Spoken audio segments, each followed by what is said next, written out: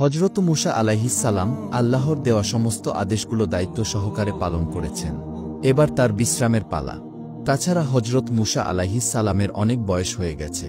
তিনি অতীতের সমস্ত কথাগুলো মনে মনে ভাবছেন। এর মধ্যেই হঠাৎ একদিন হযরত আজরাইল আলাইহিস সালাম হযরত মূসা আলাইহিস সালামের সামনে এসে দাঁড়ালেন। আজরাইলকে দেখে হযরত মূসা আলাইহিস সালাম বললেন, হে আজরাইল, তুমি কি আমার জান কবজ করতে এসেছ? তখন আজরাইল আলাইহিস সালাম বললেন, হ্যাঁ, আমি আল্লাহর আদেশে আপনার জান কবজ করতে এসেছি। তখন মূসা আলাইহিস সালাম বলেন, তুমি কি আমার সেই মুখ দিয়ে জান কবজ করবে, যে মুখ দিয়ে আমি আল্লাহ রাব্বুল আলামিন এর সাথে কথা বলেছি? তখন হযরত আজরাইল আলাইহিস সালাম বললেন, তাহলে আমি আপনার চোখ দিয়ে জান কবজ করব। তখন মূসা আলাইহিস সালাম বললেন, কোন চোখ দিয়ে জান কবজ করবে? যে চোখ দিয়ে আমি আল্লাহর নূরের তাজাল্লি প্রদর্শন করেছি।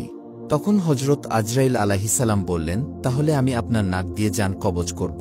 এবার হযরত মূসা আলাইহিস সালাম বললেন, এই নাক দিয়ে আমি আল্লাহ রাব্বুল আলামিনের বেহেশতের ঘ্রাণ অনুভব করেছি। তখন হযরত আজরাইল আলাইহিস সালাম বললেন, আমি আপনার এত কথা শুনতে চাই না। আমার যে দিক দিয়ে ইচ্ছা সে দিক দিয়ে আমি জান কবজ করে নিয়ে যাব। হযরত মূসা আলাইহিস সালাম আজরাইলের এই কথা শুনে অত্যন্ত রাগান্বিত হয়ে খুব জোরে আজরাইলের গালে একটি থাপ্পড় মেরে দিলেন। তখন সাথে সাথে আজরাইলের চোখ বের হয়ে মাটিতে পড়ে গেল। অতঃপর আজরাইল আলাইহিস সালাম আল্লাহ রাব্বুল আলামিনের কাছে সমস্ত ঘটনা বর্ণনা করলেন। আল্লাহ রাব্বুল আলামিন সাথে সাথে হযরত আজরাইল আলাইহিস সালামের চোখ ঠিক করে দিয়ে বললেন, হে আজরাইল, আমার সমস্ত পয়গম্বরদের মধ্যে মূসা হলো একটু বেশি রাগান্বিত এবং তার রাগ বেশি। হে আজরাইল, তোমাকে আর মূসার কাছে যেতে হবে না। মূসার ব্যাপারটা আমি আল্লাহ নিজেই দেখব। তার কিছুদিন পর আল্লাহ রাব্বুল আলামিন এক ওহীর মাধ্যমে হযরত মূসা আলাইহিস সালামকে জানিয়ে দিলেন, হে মূসা, তুমি যদি একটি মানুষের পশমের সংখ্যার পরিমাণ হায়াতের আরজি আমার কাছে করো, আমি আল্লাহ রাব্বুল আলামিন সেই পরিমাণ হায়াত তোমাকে দান করব।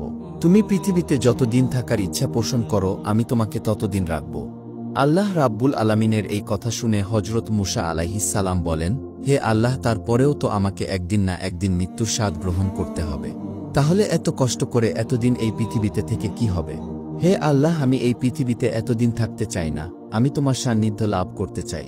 আমি অতি শীঘ্রই তোমার দিদার লাভ করতে চাই। হে রাব্বুল আলামিন, তুমি আমার নির্ধারিত হায়াতের পরেই তোমার সান্নিধ্য লাভ করার জন্য তোমার কাছে আমাকে নিয়ে যেও। হে আল্লাহ, তোমার কাছে আমার মৃত্যুর পূর্বে শেষ একটি অনুরোধ, তুমি আর একটিবার তোর পাহাড়ে নিয়ে আমাকে তোমার সাথে কথা বলার সুযোগ করে দাও। আল্লাহ রাব্বুল আলামিন তখন হযরত মূসা আলাইহিস সালামকে তোর পাহাড়ে যাওয়ার জন্য অনুমতি দিলেন। অতঃপর হযরত মূসা আলাইহিস সালাম তোর পাহাড়ে আসলেন এবং আল্লাহ রাব্বুল আলামিনের তাজাল্লি প্রদর্শন করলেন। অতঃপর হযরত মূসা আলাইহিস সালাম আল্লাহর দরবারে প্রার্থনা করে বললেন, হে আল্লাহ, আমার উম্মতের প্রতি আপনি